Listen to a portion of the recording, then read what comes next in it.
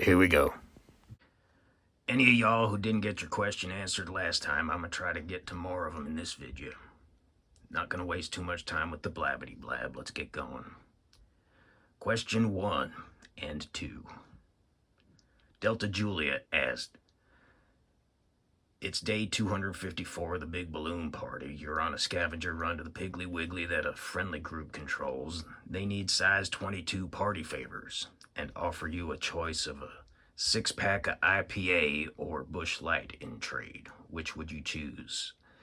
And the second part of the question was, what's your preference in footwear for the big party and why? Look, barter and ammo, even to a friend, ain't something I typically encourage folks to do. Best practice is to pretend you ain't got none and tricks folks into trading theirs away. Why? Well, A, friends don't always stay friendly.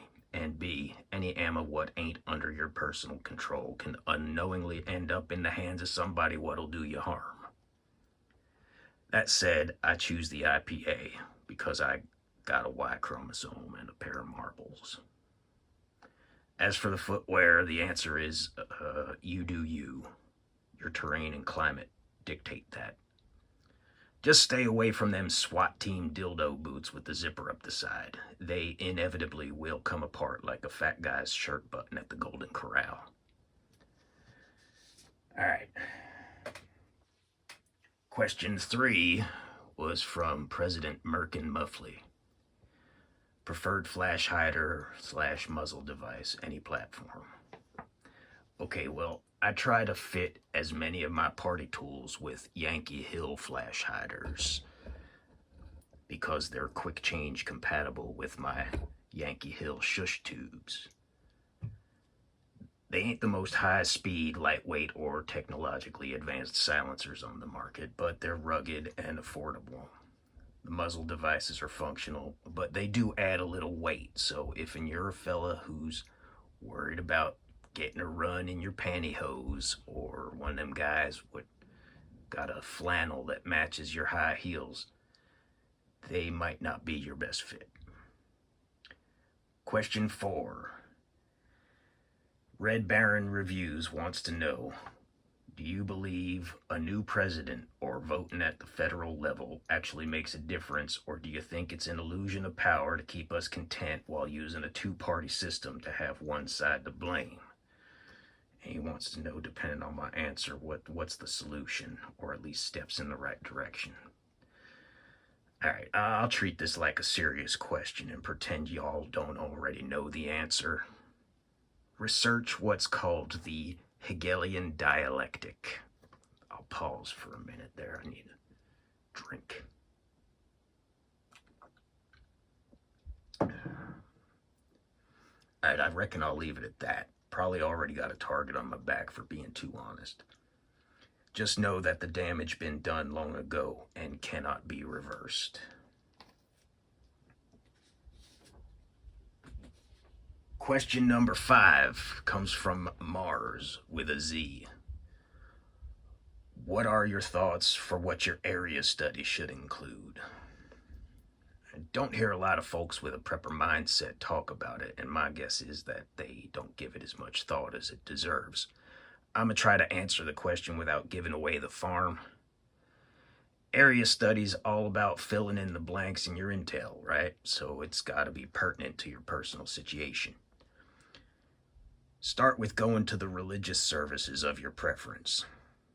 If you're a godless heathen, there's alternatives. Maybe join the Moose Lodge, the Legion, or the VFW. Attend the local swap meet, block party, farmer's market, or county fair. See people in person and talk with them to their face. Pay attention to bumper stickers on cars in the lots.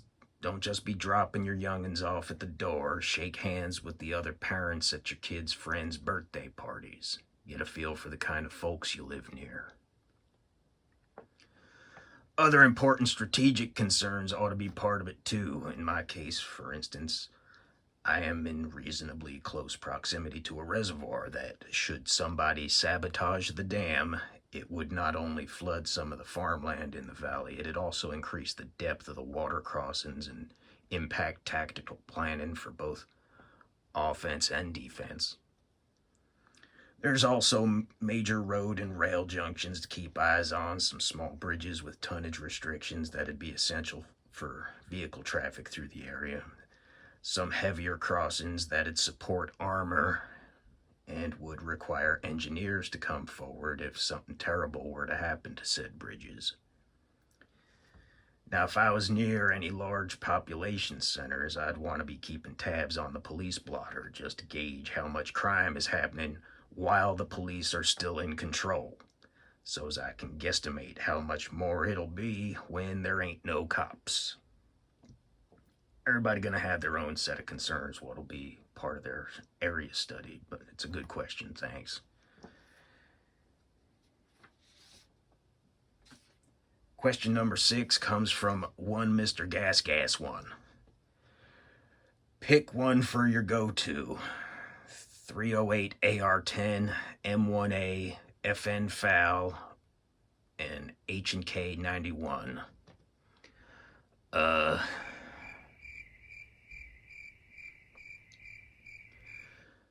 if and I was limited to them choices, the easy answer is H&K 91.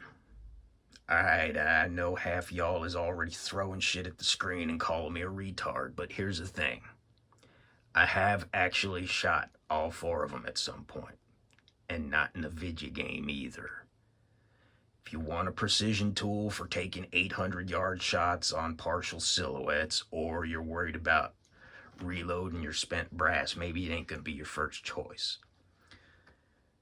But if you're looking for simple 30 caliber full cartridge party power on a budget, and you want something what'll keep shooting even when you ain't got time to clean it for a couple of weeks, you really can't find a better compromise.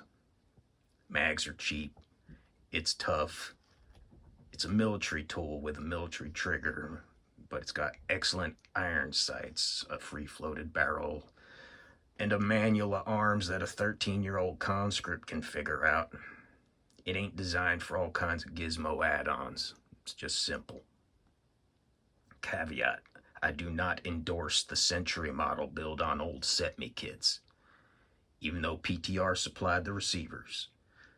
The bolt and carrier gotta be fit to the trunnion, and them old parts kits got locking rollers what been beat to hell already. Yeah, you might get lucky and end up with one where everything meets spec, but it's still Century we're talking about here. Alright, question number 7 comes from Woodrow Call. He asks, do you love me? Cousin Dick loves everybody, except commies. I ain't got much love for communists. Wish more people would read the lessons of communism and quit pretending like it's benevolent. Now, I don't hate if you're dumb enough to call yourself a commie. I just don't want you feeding me your bullcrap. If I want diarrhea, I'll drink a Bud Light. I know folks ain't gonna believe this, but back in the days before the intertubes and social media, America was a kinder, more tolerant place. Kids these days don't remember walking down the street and talking kindly to their neighbors. Now everybody gotta know everybody else's thoughts, and you ain't allowed to respectfully disagree with folks. You gotta hate them for disagreeing with you. Weren't like that before. I reckon if folks had stopped hating each other just for having their own feelings and opinions, we might still have a chance as a species. But anywho. Alright, remember, if your question ain't been answered yet, it ain't 'cause I forgot about you. Keep your drawers on. Just trying to limit these videos to a reasonable view time. I'll make another one soon. But till then, I'ma get another beer.